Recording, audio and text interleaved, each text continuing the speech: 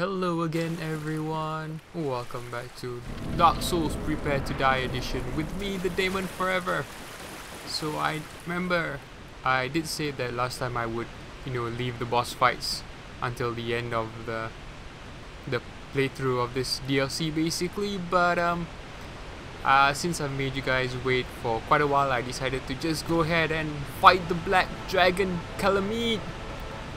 So I fought him quite a few times and I died quite a few times. As you can see, there was a blood stain there. Somehow I still managed to get hit there. He generally does sort of like perform an attack if you do something weird at the beginning there, if you're at a distance from him. So like he either attacks you or jumps at you or something like that.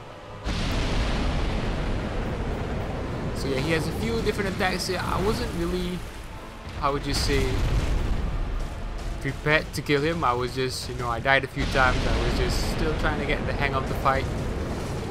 So we'll see how it goes.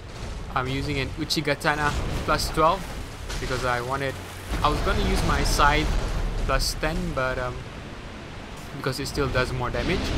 But I wanted a quicker and faster weapon, so I used the Uchigatana. And well, he has quite a few attacks. So, and his fire is black fire, which I think is it's not really a fire attack or a magic attack. So there's no point having a fire shield or magic shield that's weak in physical, because I think it does physical damage or something like that.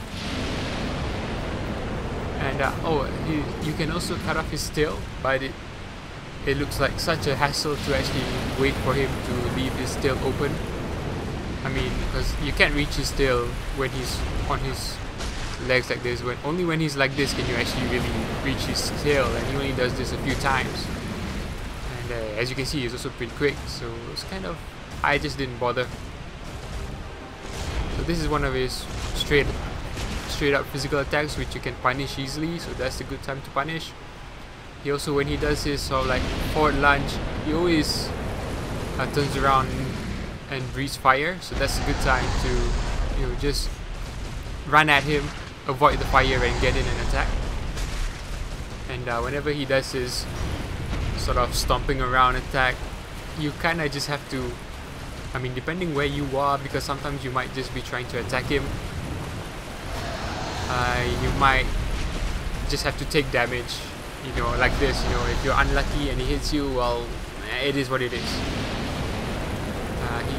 As you can, when he sits up on his back legs like that, he can do two different attacks. One is a fire one and one is this. Actually, when I was playing, I had no idea what this attack did, what the symbol on top of my head was. But what it actually means is that only after the fight did I realize this. What it actually means is that you now take double damage. So you gotta be really careful when he hits you with this. You either try to avoid his attack in the first place, or which if you sort of like roll under him, you can get away with it. But if you're too close to him, sort of like right in front of him, he will hit you. He will suck you up and hit you with the double damage attack basically. It only lasts a while. As you can see, it's already ran out. And yeah, he can be quite annoying simply because he's a bit fast, so you really, to heal you gotta really take risk. If you see me healing in this fight, you'll see me healing sort of like randomly, just healing suddenly. And yeah, this attack also does decent damage. You just gotta tell, whenever he flies up, you gotta back away because it's a area of effect attack. So you just gotta keep on at it. Whenever he does his fire attack like this, his free hits, so get it in. I do a decent amount of damage. I don't do a hell of a lot. Oh, and again, you see, it's kind of hard to tell what attack he's gonna do. Although it might be best just to run at him, just to avoid any attack. So yeah, pretty dangerous. Now double damage. Like I said, I didn't realize this at the time. what it did, so I just randomly attacked him. And here, I'm hitting his hands! It's kind of annoying because when you're locked on, sometimes you don't hit him. You gotta be careful, like, oh, you can see that does more damage even though I blocked it. So you just gotta risk it when healing, you know, you just take some risk. When the other thing you gotta keep in mind is your stamina, because this fight requires you to run around a lot and either run at him and attack to, you know, get quick attacks, or, you know, because his attacks can also eat into your stability of your shield. You want to have a lot of stability, so you want to have a lot of stamina up. The other thing that I did try once was, you know, the ladder that you come down before you begin this fight. I actually tried once to, you know, just go back up that ladder and, you know, attack him from the ledge above, or do a sort of plunging attack, something like that. But he does actually fly up and breathe his black fire onto you, so it might still be possible to sort of, like, you know, maybe not a plunging attack, but maybe if you can jump on him, jump attack to get some distance, because I don't think he's right below you, because he kind of walks all the way up to the ladder, so you can kind of get close to him. Oh yeah, oh, that was close. Yeah, so, like, you know, sometimes the thing, you know, with big enemies or big bosses, the camera, that's the thing I guess I hate about this particular fight. The camera will annoy you and get in your way.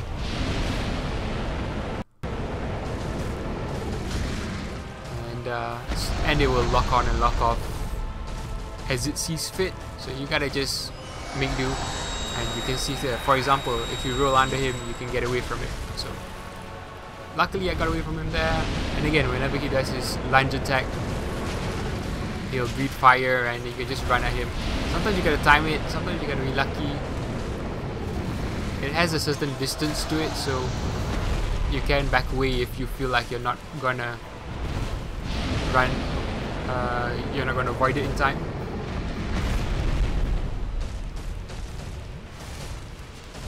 And like I said, I wasn't actually didn't have much of a plan to fight him really. I don't think I've properly, you know, assessed him. I mean, like I said, I didn't even know what his special attack did, how it causes you to take double damage. So I wasn't paying attention to his life, I wasn't paying attention to my Estus Flask, I was just hitting him really. Oh, as you can see, sometimes it has a certain distance to it, so you can avoid it. Free hits, free hits.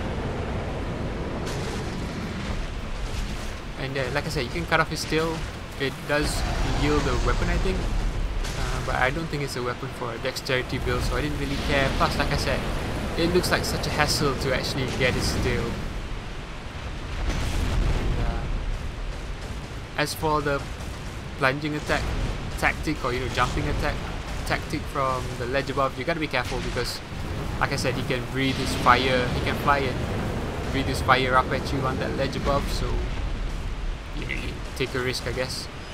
Ah, damn! This is gonna hurt. The attack itself doesn't do much damage, but like I said, it inflicts that that status effect, basically, the new one.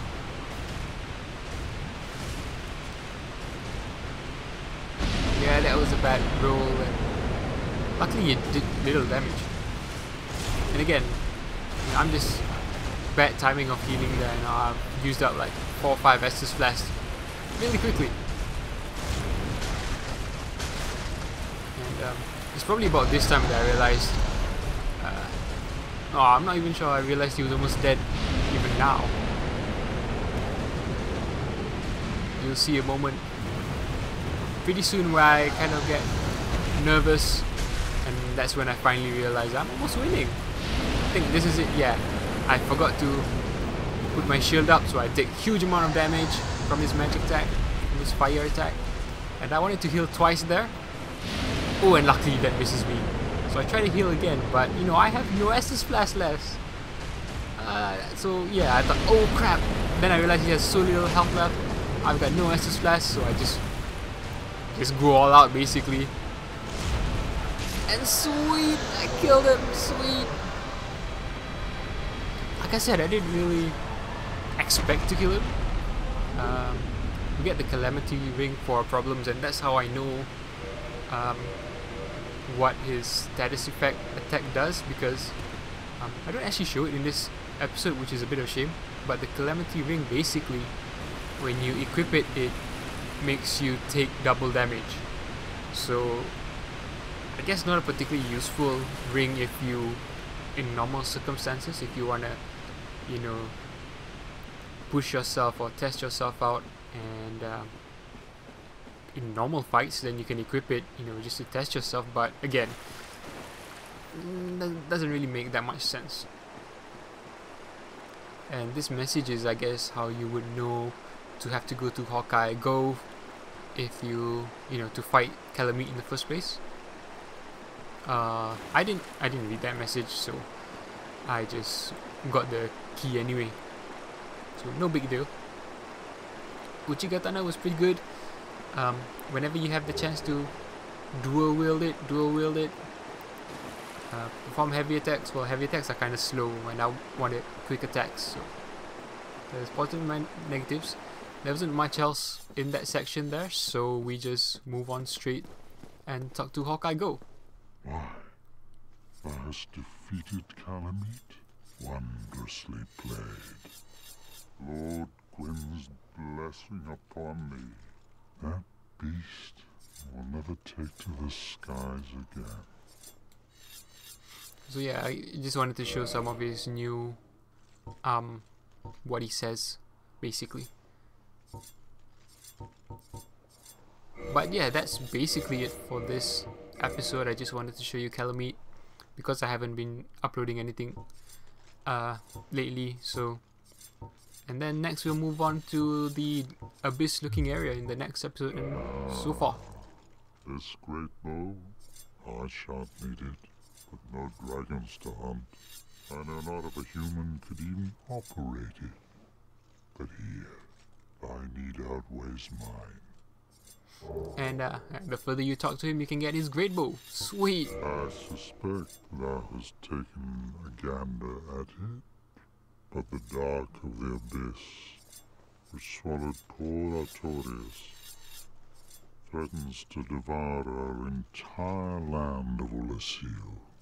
It seems that this dire fate is unavoidable, but seduced by a dark serpent or no, they awoke that thing themselves and drove it mad. One's demise is always one's own making. If thine wish is to succeed poor Artorias and challenge the spread of the dark, then thou must face Manus, father of the abyss. The dark emanates from Manus himself. Even if this land shall expire, thou may be able to prevent further corrosion. But even so, one day the flames will fade, and only dark will remain, and even a legend such as thyself can do nothing to stop that. Do not mistake my words. I cherish my work. Wood carving is a nuanced art. I would have much to talk about with that blacksmith. In truth, how is the old chap, I wonder? Still hammering away, I should hope. Not quite sure which blacksmith he's talking about. Maybe to talk about with that black. In truth, how is still hammering away. Maybe the dude in Anolondo. But yeah, basically that's it for this episode. Boss fight with Kalameet. Hope you enjoyed it. It was a pretty tough fight, I guess. But so long as you can get your attacks in, I didn't do much damage with my weapon, but I could get in a few hits here and there, so it was okay, I guess. But yeah, that's it for this episode. Thanks for watching and see you next time as we explore the abyss.